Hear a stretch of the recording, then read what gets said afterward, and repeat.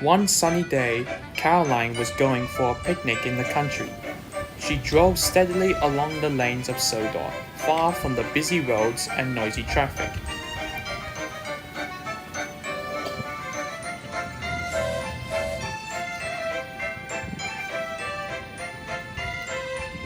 As Caroline passes Stepney's branch line, she saw the friendly Bluebell engine standing at a small station.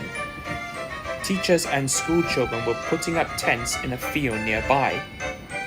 "Hello, Caroline," shouted one of the boys. "We're going camping." "Stepney brought us here," said a girl. Stepney puffed on his way, and Caroline set off again too.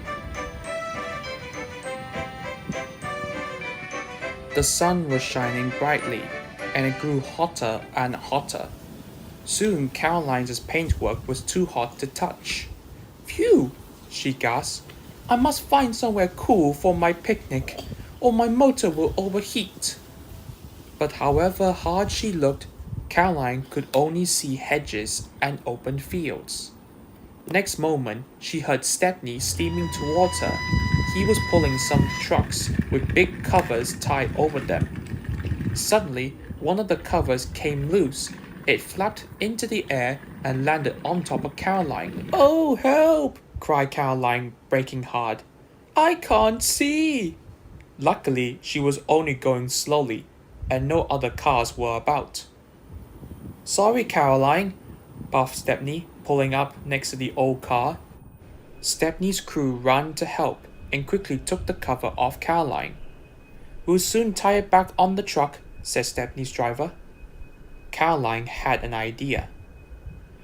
"Could I borrow it, please?" she asked. "Whatever for?" wondered Stepney.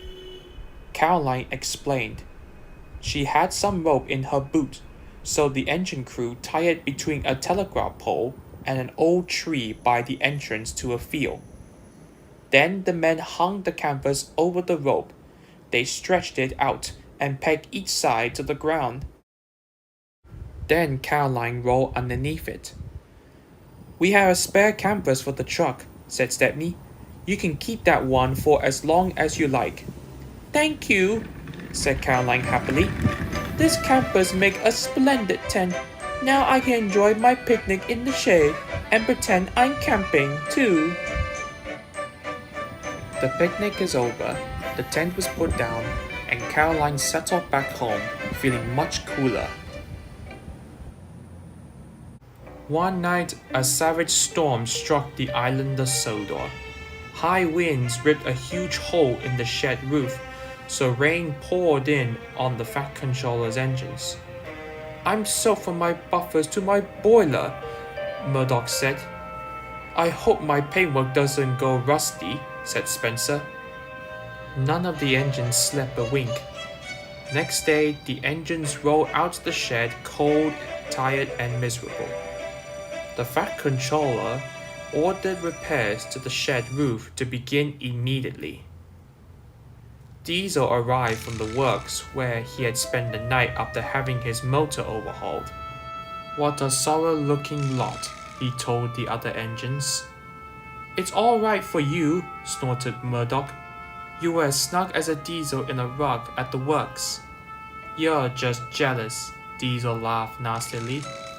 "I can't see what all the fuss is about," he added in his oily voice. "A drop of water never hurt an engine." Diesel was coupled to a flatbed, and he set off to collect some timber from a sawmill. The wood was needed for the engine roof repairs. Diesel raced back to the yard in no time. "Well done, Diesel," the Fat Controller greeted him. "You can rely on me not to make a fuss, sir," said Diesel smoothly. His flatbed was soon unloaded. Work on the shed roof continued all day. By evening, it was still not finished, so the engineers fixed a huge canvas sheet over the hole in the roof.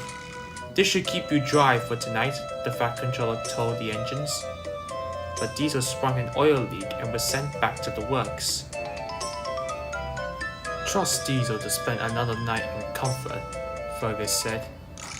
"I hope the campers don't blow away," said Molly. The engines heard the rain drumming on it all night. In the morning, when the workmen climbed onto the roof, they saw the campus was full of rainwater.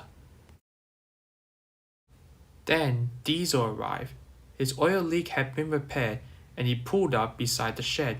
Just as the men tipped the water from the campus, it poured all over Diesel.